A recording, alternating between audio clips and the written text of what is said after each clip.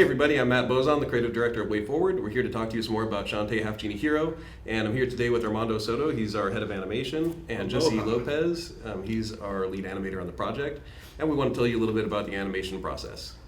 It's fairly simple. You know, an idea comes from the director, which is Matt Bozon, and because Matt Bozon is awesome, and he's like, "Hey, we need an awesome, run cycle, attack cycle, whatever," and we simply boiled it down to doing a key pose or one storytelling pose that would represent, what this action or this animation state would be.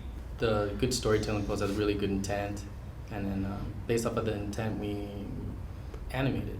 We make sure that every drawing is like a good key. There's no in between, so everything you're seeing, put a lot of blood and sweat and tears into it, and make sure everything had like sincerity in it. So. Then after a round of dailies, we show it to Matt, and Matt would scrutinize it and implement anything he would see, like in terms of design, because the whole thing's a big design piece as well. So animating it was like not just about moving it around; it was also having design taste and be able to look at the Matt Bozon's design sensibilities and learning how to implement that and move it around in the same time, Right. with giving a character. Because there's a lot of things in the game where gameplay is dependent on the pose that you create, right? So it's not like passive media where you're just watching an animation, and if it's pleasing, then you've done your job. In this case, some of the things that Jesse and team have to do is they'll have a great looking drawing, but once we put collision on that, it's going to become the functional thing that you actually play with. So it's got to be a great drawing, but also has to be something. It's your kind of your hand into the world.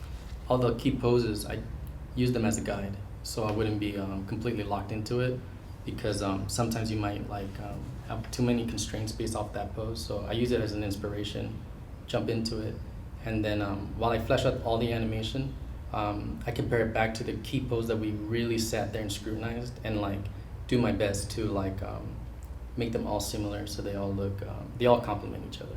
Our animation process starts out first with the description of the action. After that, what we do is we do a series of thumbnails, usually on paper, just so we can loosen up a bit. And then after that, we show it to our director, Matt, and then Matt approves one of the thumbnails. Then after that, what we do is we put it on Toon Boom, and then we do a series of the same thumbnail, just really scrutinizing the design and making sure that the drawing has intent. And then what we do with that is we color fill it in Toon Boom, get to rough. If Matt doesn't like it, we go back and we go back more rounds of thumbnails and poses. So after we do the roughs in motion, and that's where we start our dailies. And if Matt approves it, we take it then to cleanup.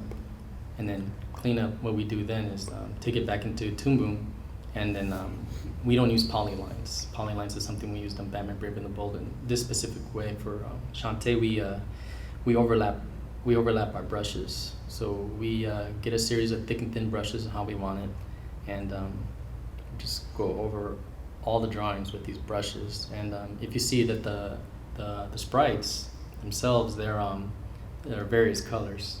So we got to make sure that our palettes are really thought through, and the colors we're using is that we stay on track. And so just in case if we mess up, we can color swap very easy in Toon Boom. And that's how we take things from beginning to end. So you guys might be wondering why we want to do this in 2D instead of 3D, and the reason is because we're just really passionate about 2D animation. You guys have probably seen we've done a lot of 3D games over at WayForward, but for this project we want to do it in 2D because we want it to be hand-drawn. We want to do a lot of exaggerated drawings and really make it emotive and fluid and dynamic and exciting in ways that you can do much more easily in 2D.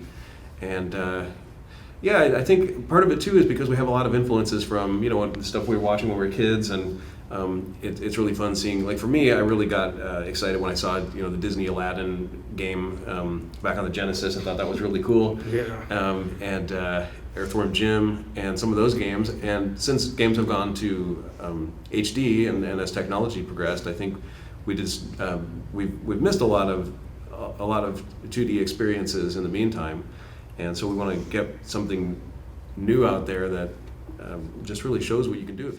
So thanks a lot, both of you, for being here, and we'll be back next with another video. We're going to be talking to the environment guys, and yeah, we'll see you back here.